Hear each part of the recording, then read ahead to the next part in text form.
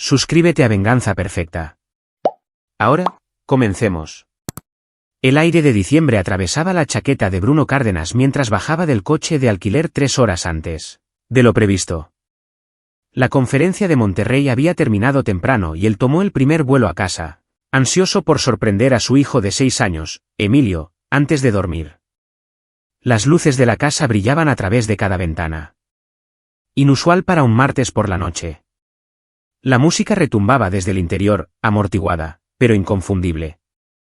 El estómago de Bruno se contrajo al notar una pequeña figura encorvada contra el roble en el jardín delantero.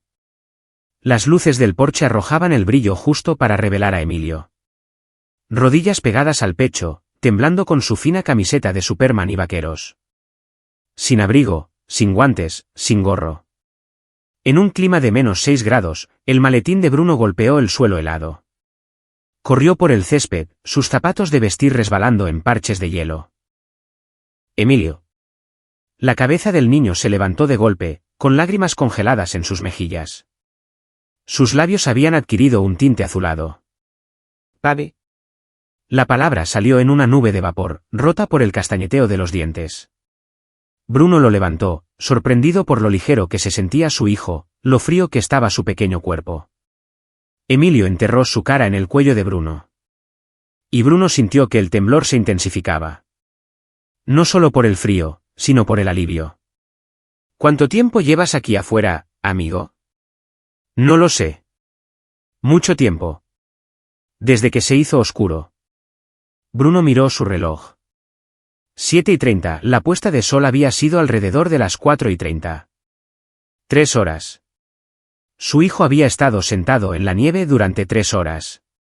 A través de la ventana delantera, Bruno podía ver la sala de estar llena de gente. La familia de Verónica, todos ellos, sus padres, hermanos, tíos, primos, globos, serpentinas, un pastel enorme en la mesa del comedor, copas de vino alzadas en brindis, risas atravesando las paredes. La fiesta de cumpleaños de su esposa. Bruno cargó a Emilio hacia la puerta principal, frotando los brazos del niño para generar calor. Antes de que pudiera alcanzar el pomo, la puerta se abrió de golpe. Elena Herrera, la madre de Verónica, estaba en la entrada. Su cara enrojecida por el vino y el calor. Su sonrisa vaciló cuando vio a Bruno. «Bruno, llegaste temprano». No fue un saludo, fue una acusación. «¿Por qué está mi hijo afuera congelándose?» La voz de Bruno salió nivelada, controlada. El tono que había aprendido en sus 8 años como fiscal antes de cambiarse a la práctica privada. El tono que ponía nerviosos a los testigos. La barbilla de Elena se levantó, sus ojos endureciéndose. «Está castigado». Bruno la miró fijamente. Emilio seguía aferrado contra su pecho. El niño había dejado de temblar, lo cual Bruno sabía que era peor, una señal de hipotermia estableciéndose. Castigado. Fue irrespetuoso con Verónica durante los preparativos de la fiesta. Ella lo envió afuera para pensar en su comportamiento. Elena retrocedió hacia el interior, claramente esperando que esta explicación fuera suficiente.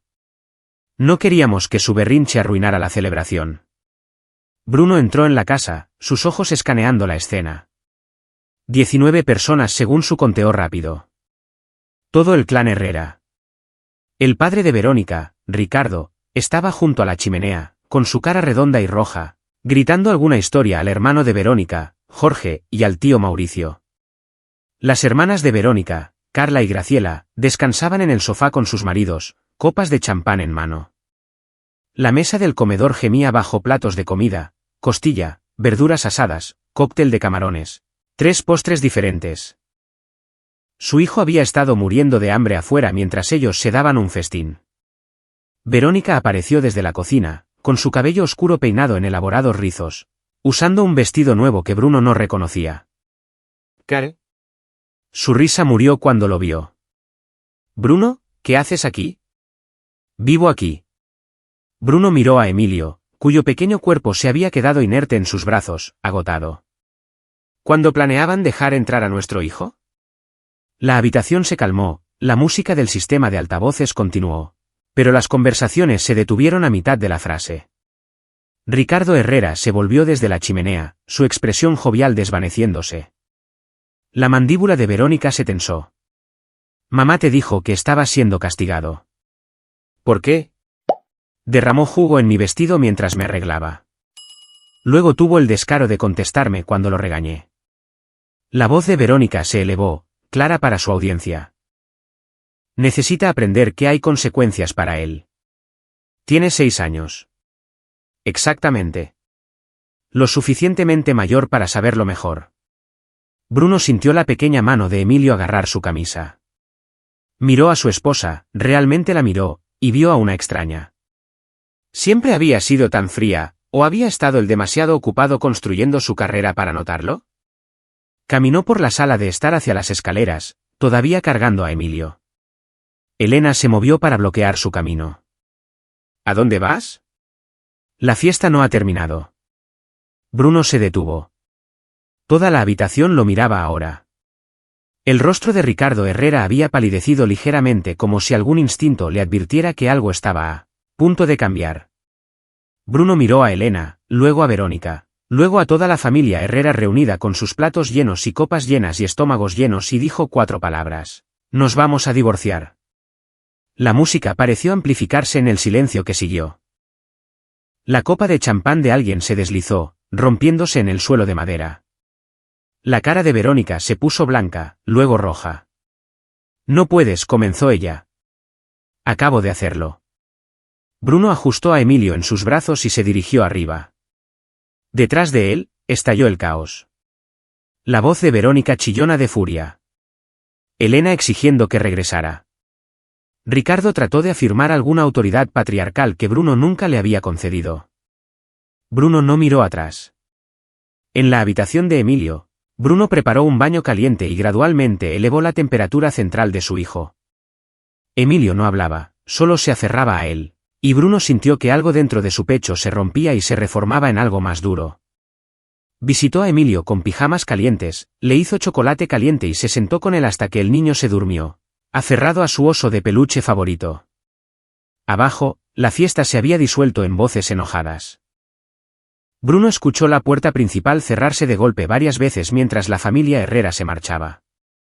Empacó 2 maletas, una para él, una para Emilio, trabajando metódicamente mientras su mente calculaba opciones, estrategias, próximos movimientos. Verónica apareció en la puerta del dormitorio, con el maquillaje corrido por el llanto. Me humillaste frente a toda mi familia. Bruno dobló una de las camisas de Emilio. Dejaste a nuestro hijo afuera en la nieve durante 3 horas. Necesitaba aprender. Necesitaba un abrigo, comida, decencia humana básica. Bruno cerró la maleta de Emilio. Cosas aparentemente escasas en esta casa. ¿A dónde vas? Hotel esta noche. Mi propio lugar mañana. Bruno la enfrentó.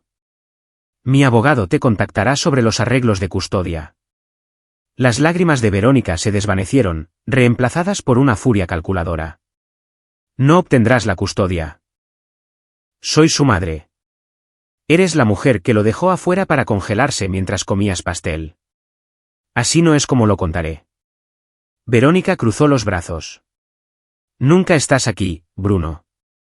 Siempre trabajando, siempre viajando. ¿Yo soy la que lo ha estado criando para convertirlo en qué? ¿En el saco de boxeo de tu familia? Bruno recogió ambas maletas. Hemos terminado, Verónica.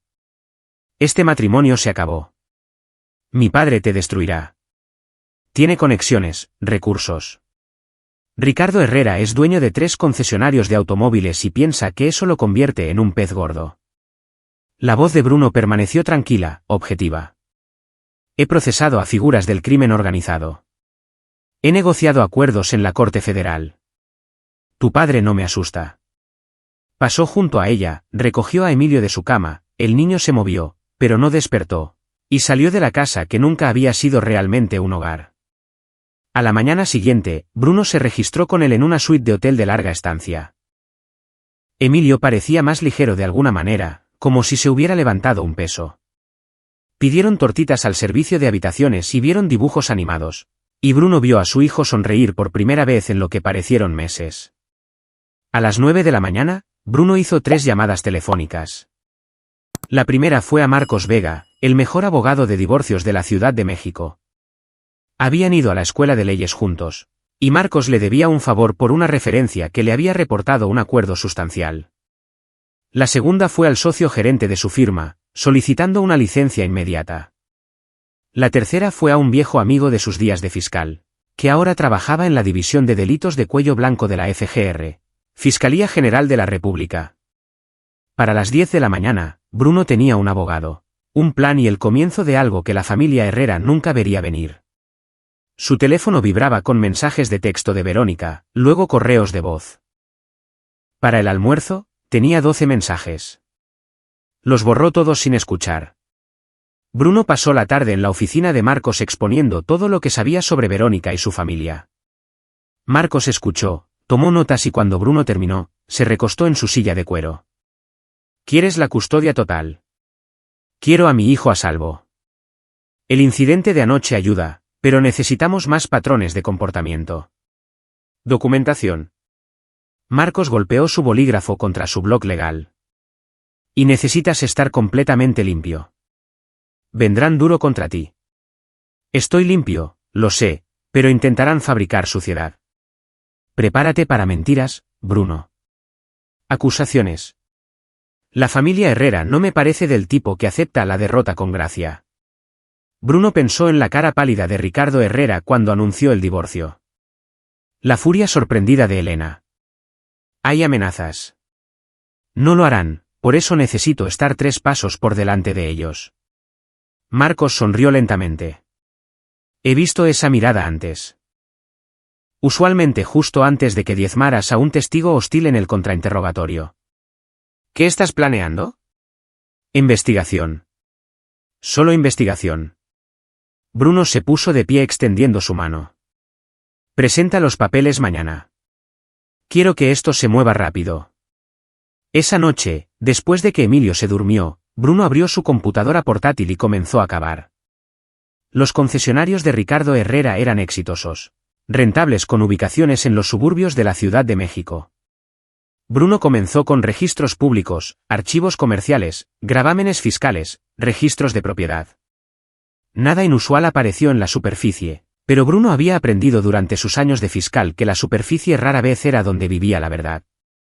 Se trasladó a las redes sociales, archivos de noticias, revistas de negocios. Ricardo Herrera se retrataba a sí mismo como un pilar de la comunidad, torneos de golf benéficos, patrocinio de equipos de ligas menores, citas en reportajes de negocios locales sobre sus valores familiares y compromiso con tratos honestos. Los instintos de Bruno se erizaron. En su experiencia, las personas que proclamaban ruidosamente su honestidad a menudo estaban compensando algo. Cavó más profundo, sacando artículos archivados de hace 10 años, 15, 20. Y allí estaba, una pequeña mención en una revista de negocios sobre el primer concesionario de Ricardo Herrera, como lo había adquirido de su antiguo empleador bajo circunstancias disputadas. El artículo era vago, pero hacía referencia a una demanda que se había resuelto en privado. Bruno rastreó el número del caso, solicitó los documentos sellados a través de sus conexiones legales.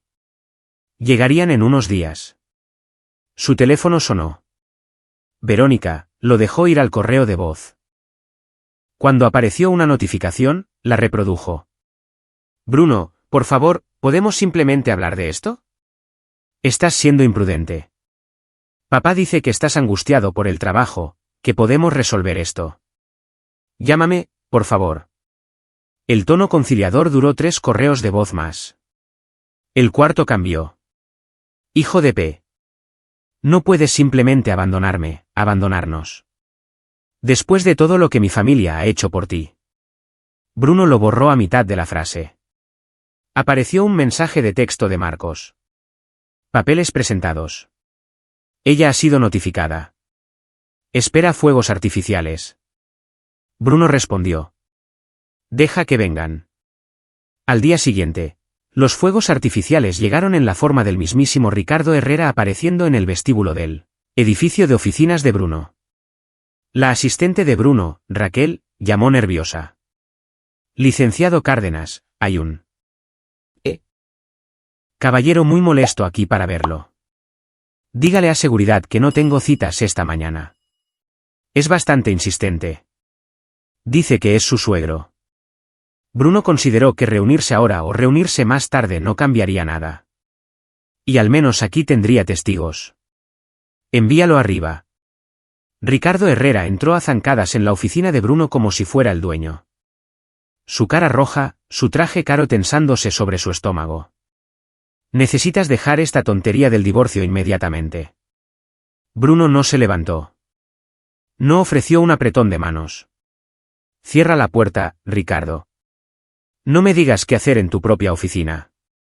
Tú, malagradecido. Cierra la puerta o vete. Esas son las opciones. La mandíbula de Ricardo trabajó, pero cerró la puerta. Permaneció de pie, intentando usar su ventaja de altura. Bruno se lo permitió. Las tácticas de intimidación eran un truco viejo. Verónica está devastada. Ricardo comenzó. Elena está fuera de sí. Hiciste una escena. Nos avergonzaste frente a la familia. Dejaste a mi hijo afuera en la nieve durante 3 horas. Estaba siendo disciplinado. Tiene 6 años. Ese es exactamente el problema. La voz de Ricardo se elevó. Eres demasiado blando con el chico. Verónica y Elena estaban tratando de enseñarle respeto, límites, cosas que claramente no está aprendiendo de ti. Bruno se recostó en su silla, estudiando a Ricardo Herrera con el mismo desapego analítico que una vez usó para evaluar a los acusados criminales. ¿Es eso lo que enseñaste a tus hijos? ¿Respeto a través de la crueldad? Les enseñamos fuerza, carácter. Mira a Verónica. Exitosa, hermosa, de una buena familia. Podría haberse casado con cualquiera. Te eligió a ti, un nadie de ninguna parte con un título de abogado barato.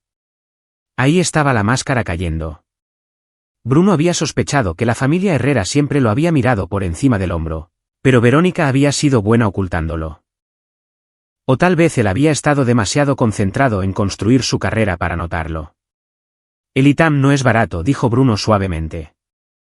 Con beca, todo el mundo lo sabe. Ricardo se inclinó hacia adelante, con las palmas en el escritorio de Bruno. Te casaste hacia arriba, hijo.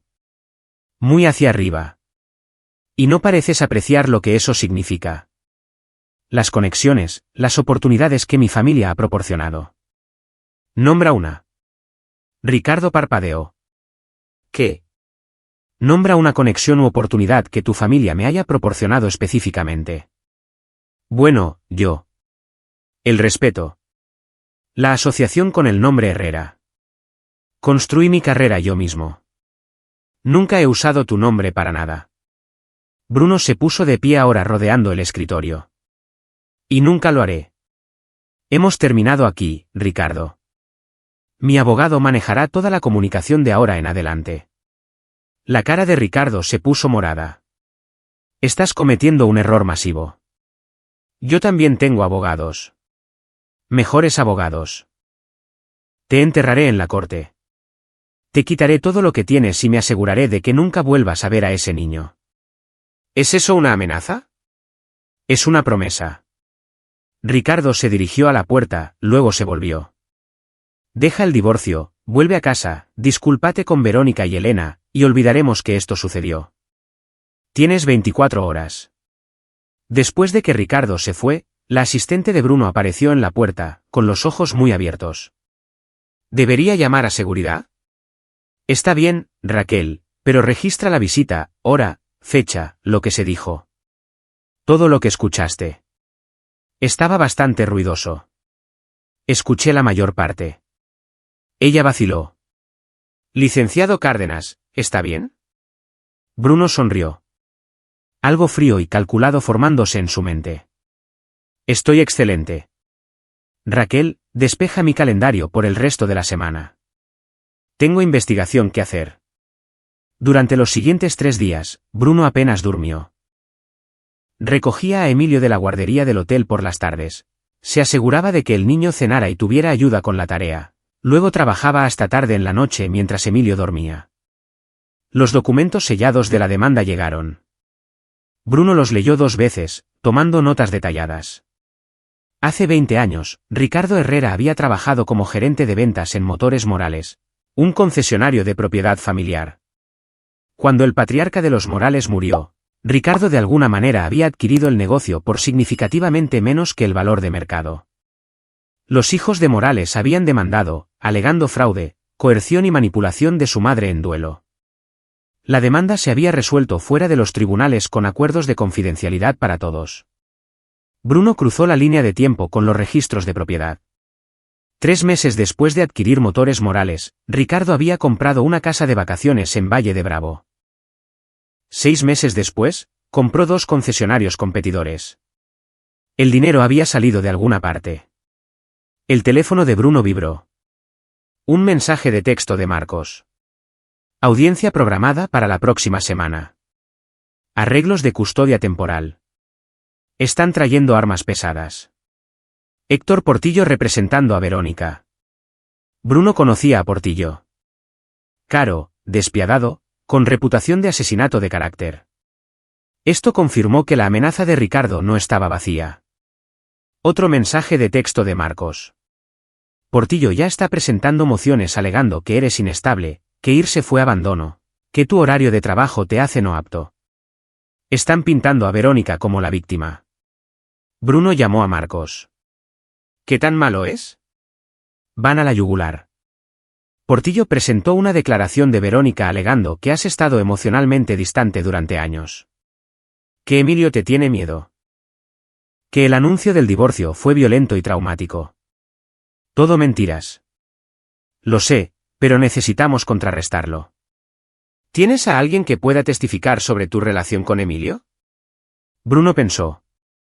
Sus colegas lo conocían profesionalmente, pero su vida personal había sido en gran parte separada. Verónica siempre había manejado las funciones escolares de Emilio, las citas de juego, las citas médicas. Por diseño, Bruno ahora se daba cuenta de que ella lo había aislado sistemáticamente de la vida diaria de su hijo mientras él trabajaba semanas de 60 horas. Su maestra, dijo Bruno, la señora Cortés, ella sabe que asisto a las conferencias de padres, que ayudo con la tarea cuando estoy en casa. Eso es un comienzo. Necesitaré más. ¿Qué hay de amigos? Familia. Los padres de Bruno habían muerto en un accidente automovilístico cuando él estaba en la universidad.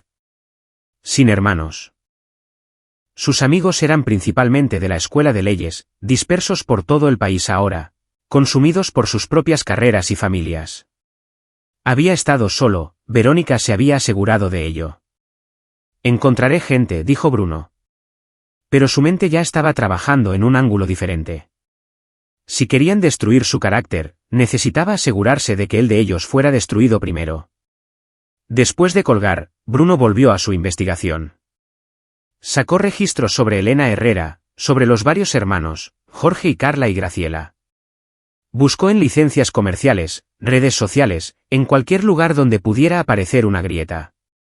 El Instagram de Elena era una galería cuidadosamente curada de perfección familiar, fotos de nietos, reuniones navideñas, citas inspiradoras sobre la maternidad. Bruno se desplazó años atrás buscando inconsistencias. Allí, hace 3 años, una foto de una cena familiar.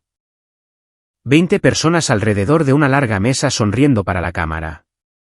Bruno hizo zoom en las caras. Emilio era apenas visible en el extremo lejano, solo. Mientras los otros nietos se agrupaban cerca de Elena, el pie de foto decía, bendecida con una familia tan hermosa. Bruno guardó la foto. Encontró más. Emilio constantemente empujado a los bordes. Olvidado, excluido. En una foto de Navidad, ni siquiera estaba en el encuadre. Bruno podía ver solo el borde de su manga cortada por el límite de la cámara. Un patrón no de castigo por comportamientos específicos, sino de exclusión sistemática. El teléfono de Bruno explotó con notificaciones. Correos de voz, mensajes de texto, correos electrónicos, todos de Verónica, sus padres, sus hermanos. El recuento subió a 15, 20, 30. No respondió a ninguno de ellos. Al cuarto día, Bruno recibió un paquete vía mensajería. Dentro había una pila de documentos, declaraciones juradas de miembros de la familia Herrera atestiguando los fracasos de Bruno como padre y esposo. Según las declaraciones, Bruno era negligente, emocionalmente abusivo, frío hacia Emilio, más interesado en su carrera que en su familia. La declaración jurada de Carla Herrera afirmaba que ella había presenciado personalmente a Bruno gritándole a Emilio por derramar leche.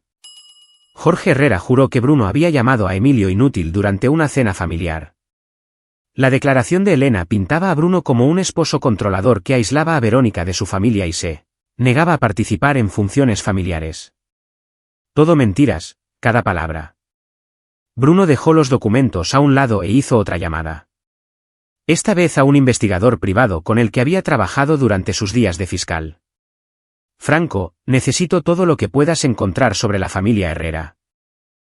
Y me refiero a todo. ¿Qué tan profundo quieres que vaya?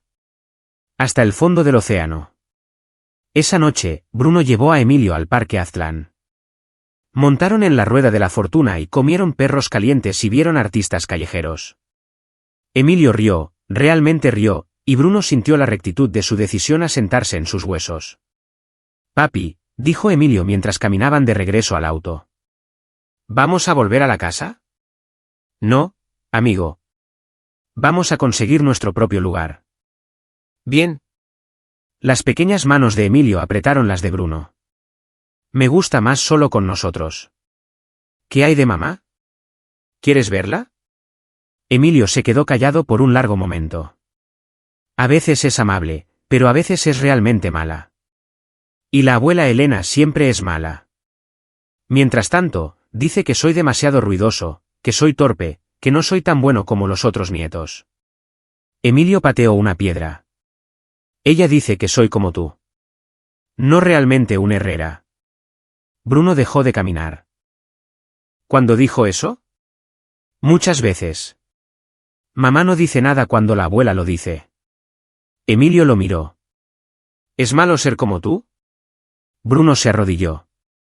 Seré sincero con su hijo. Ser como yo es lo mejor que podría ser. Y cualquiera que te diga lo contrario está equivocado. Esa noche, la resolución de Bruno se endureció en algo inquebrantable. Los Herrera querían destruirlo, habían elegido el objetivo equivocado. Trabajó hasta las 3 de la madrugada compilando evidencia, construyendo su caso, no solo para el divorcio, sino para algo más grande, algo que expondría exactamente quién era realmente la familia Herrera. Franco, el investigador, llamó a la mañana siguiente. Bruno, vas a querer escuchar esto. Los concesionarios de Ricardo Herrera tienen algunos patrones financieros interesantes. Cuéntame, quejas de clientes que nunca se resuelven. Valores de intercambio que misteriosamente caen después de que el auto está en el lote. Cargos de servicio por trabajo nunca realizado.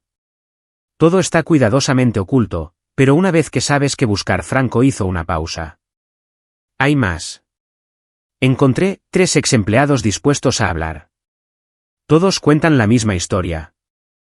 Ricardo dirige un barco apretado, pero está construido sobre el engaño. ¿Pueden testificar? 2 de ellos lo harán si son citados. El tercero tiene miedo de represalias.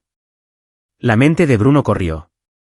El fraude financiero en los concesionarios podría abrir posibilidades de investigación criminal, pero necesitaba algo más fuerte. Algo que abriera de par en par la fachada perfecta de la familia. Sigue cavando, dijo Bruno. Sigue el dinero. Todo lo que Ricardo toca. Ya estoy en ello. También estoy investigando a Elena, su trabajo de caridad, sus clubes sociales.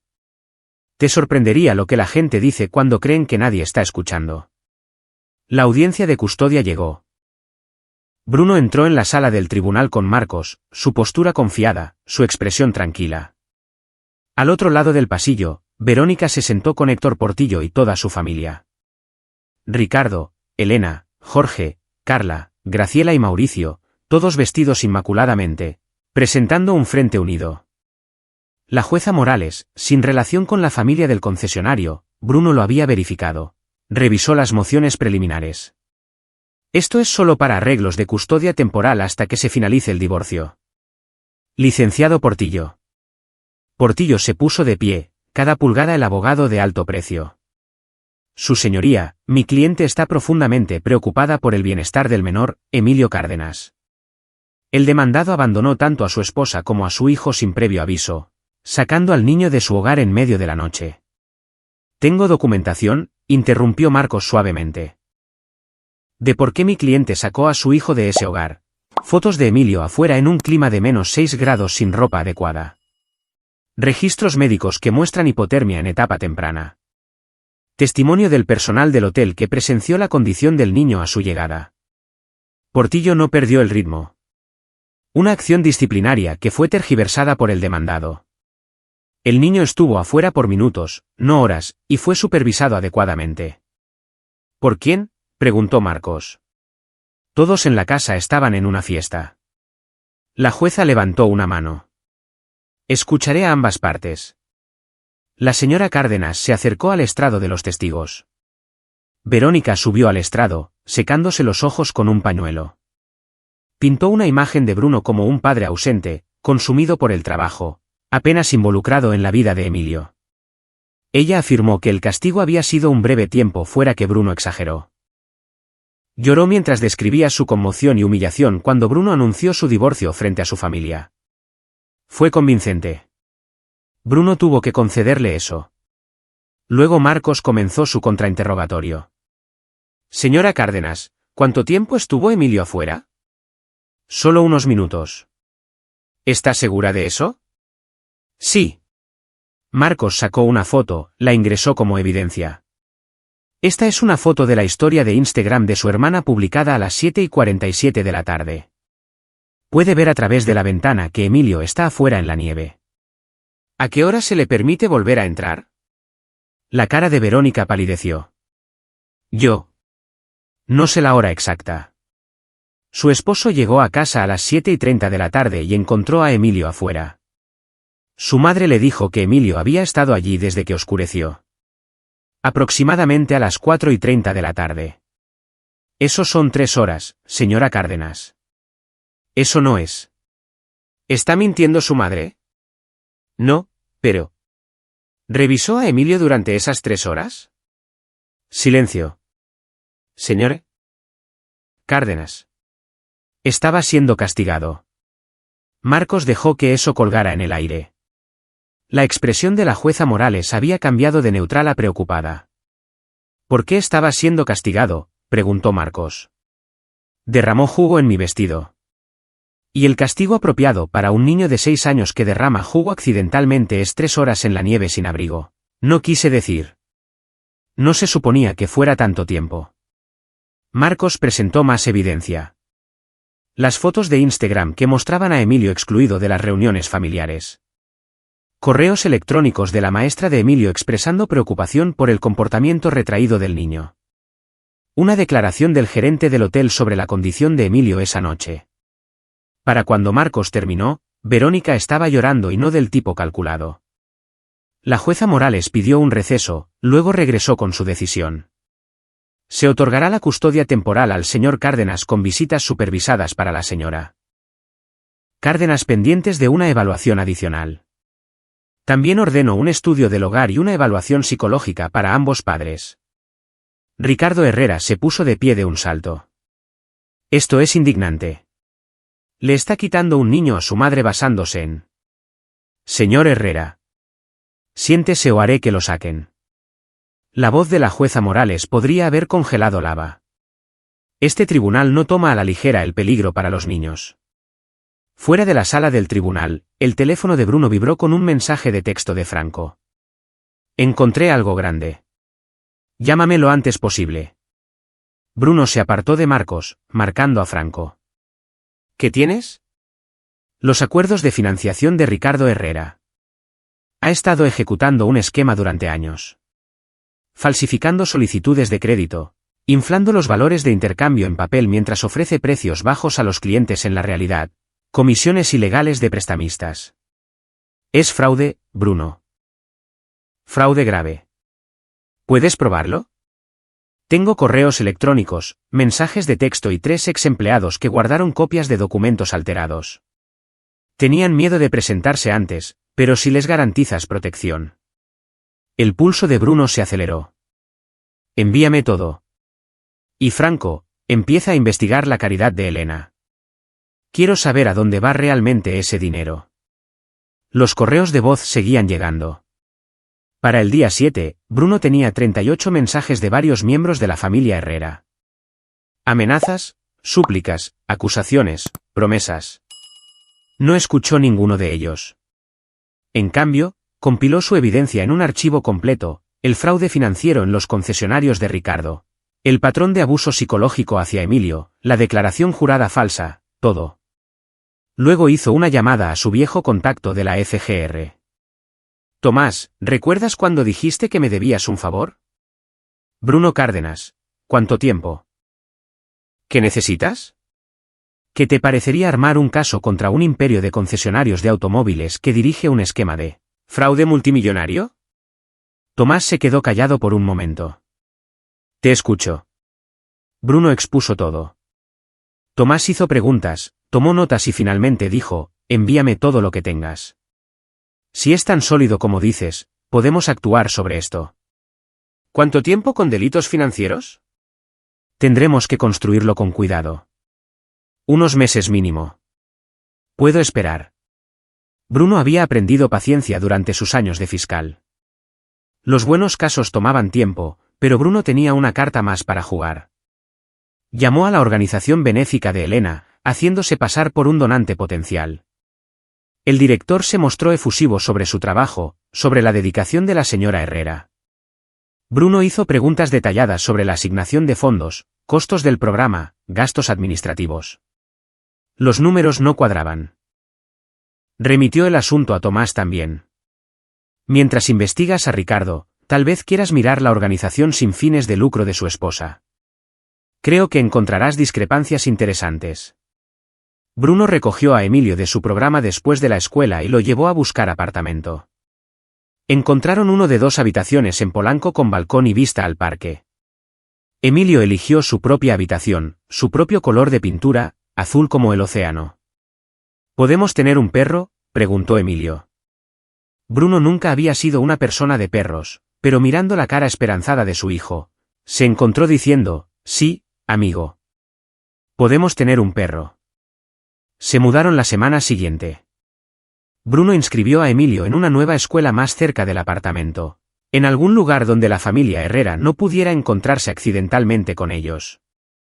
Contrató a una niñera para después de la escuela, la entrevistó a fondo, verificó las referencias 2 veces. Lentamente, Emilio comenzó a florecer. Sus sonrisas llegaban más fácilmente. Sus pesadillas, Bruno no se había dado cuenta de que las había estado teniendo, se detuvieron. Hizo amigos en la nueva escuela. Bruno ajustó su horario de trabajo, tomando casos que podía manejar desde casa cuando fuera posible, delegando más a sus asociados. Hacía las recogidas escolares, ayudaba con la tarea, cocinaba cenas que no eran comida para llevar. Por primera vez en años, Bruno sentía que realmente estaba viviendo en lugar de solo sobrevivir.